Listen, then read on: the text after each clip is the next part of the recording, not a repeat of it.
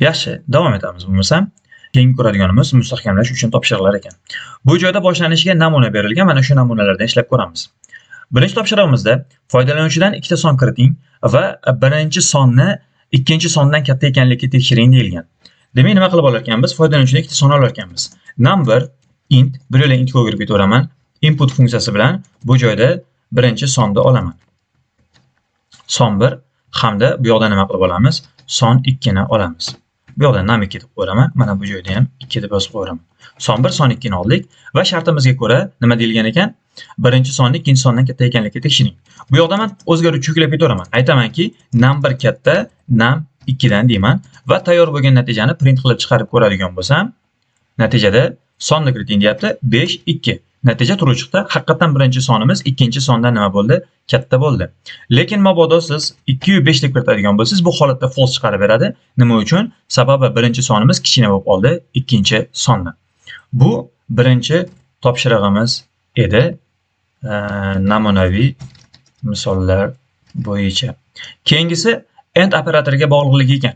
Bunda foydalanuvchidan son oling deyapti va son musbat hamda juft ekanligiga tekshiring. Ya'ni sonda ham musbat ekanligiga, ham juft ekanligiga tekshirib olishimiz kerak bo'ladi ekan. Xo'p, mana biz foydalanuvchidan bitta son olyapmiz. Endi biz sonda ham musbat, ham manfiy ham musbat, ham juft ekanligiga tekshirmoqchi bo'ladigan bo'lsak, unda qanday bo'ladi? Birinchi bo'lib sonni yozamiz va son qachon musbat bo'ladi? Bilsanglar, matematikada bizda sonlarimiz bor. Ya'ni mana koordinatalar o'qi bo'ladigan bo'lsa, koordinatalar o'qining markazida 0 joylashgan bo'ladi. 0 dan keyin bu yoqdagi sonlarimiz, bular musbat sonlar deyiladi. 0 dan bu tomonda turgan sonlarimiz manfiy sonlar bo'ladi. Demak, bizni musbat sonlarimiz 0 dan mana bu tomonda joylashgan ekan. Demak, shartimizni ham shunga qarab qo'ysak bo'laveradi. Demak, son qachon musbat bo'lar ekan? Qachonki 0 dan katta bo'ladigan bo'lsa. Lekin shu bilan shartimiz tugamadi. Bizga aytayaptiki, va sonni juft ekanligiga ham tekshirishimiz kerak ekan. Bu yoqda AND qo'yamizda, endi sonni juft ekanligiga tekshiramiz. Sonni juft ekanligiga tekshirish uchun biz uni qoldig'ini aniqlab olishimiz kerak bo'ladi. Ya'ni unda qanday bo'ladi? Aytamizki, numni qoldiqli bo'ladigan bo'lsa 2 ga, qoldig'i 0 ga teng bo'ladigan bo'lsa, ana unda bu juft son bo'ladi. Ya'ni qanday bo'ladi? Mana juft sonlarni ko'rib chiqaylik. 2 soni 2 ni biz 2 ga qoldiqli bo'laveradigan bo'lsak, qoldig'i necha bo'ladi doim? 0 bo'ladi. Keyingi juft sonimiz 4. 0 ga 2 ga qoldiqli bo'lsa, qoldig'i 0 ga teng bo'ladi. 6. Qoldiqli bo'ladigan bo'lsa, 2 ga qoldig'i 0 ga teng bo'ladi. E'tibor berayotgan bo'lsanglar, biz har qanaqa juft sonni 2 ga, demak, qoldiqli bo'lsa-da, keyin uni qoldig'i mana bu yoqda qaytadigan bo'lsa, masalan, qoldig'i qaytsa, biz mana shu qoldig'ini 0 ga teng ekanligiga tekshiradigan bo'lsak, bu yoqdan true qaytadigan bo'lsa, demak, ana shu juft son bo'lar ekan. Mabodo qoldig'i 1 ga teng bo'lib qoladigan bo'lsa, bunda nima bo'la olmay qoladi? Juft bo'la olmay qoladi.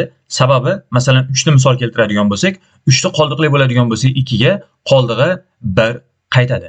Va biz mana shu yerda qaytgan 1 ni 0 ga teng ekanligiga taqqoslaydigan bo'lsak, bu yoqdan false qaytadi. O'rtada AND bo'lganligi uchun yakuniy natijani false qaytarib beradi. Demak, mana bu holatga keltirib oldik. Print qilamizda, result qilib natijani chiqarib ko'ramiz. Son kiriting 5 kiritadigan bo'lsam false qaytdi. Sababi, mana bu yoq true bo'lyapti.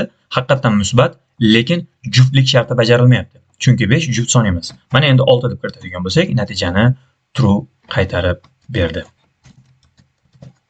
Keyingi misolimiz OR ga bog'liq misol ekan. Bunda ham foydalanuvchidan son olishimiz kerak ekan va sonni manfiy yoki 0 ekanligiga tekshirishimiz kerak bo'ladi ekan.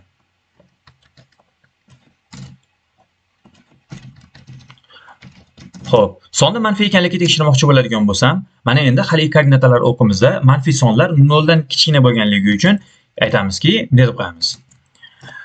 Kichkina bo'lsin 0 dan deb qo'yamiz. Va 0 ga teng ekanlikka ham tekshiring deyapti.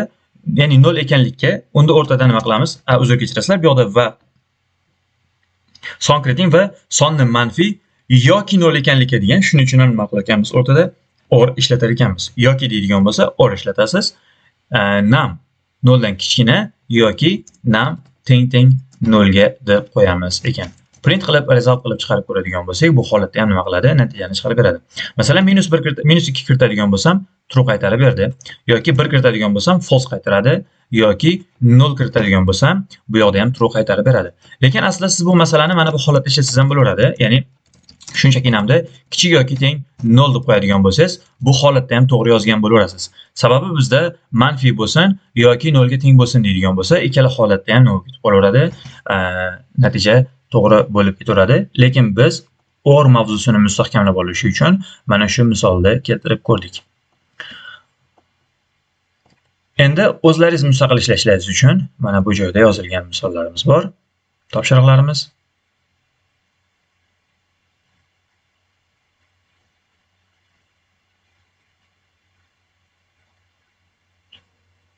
Shu bilan bugungi darsimiz tugadi.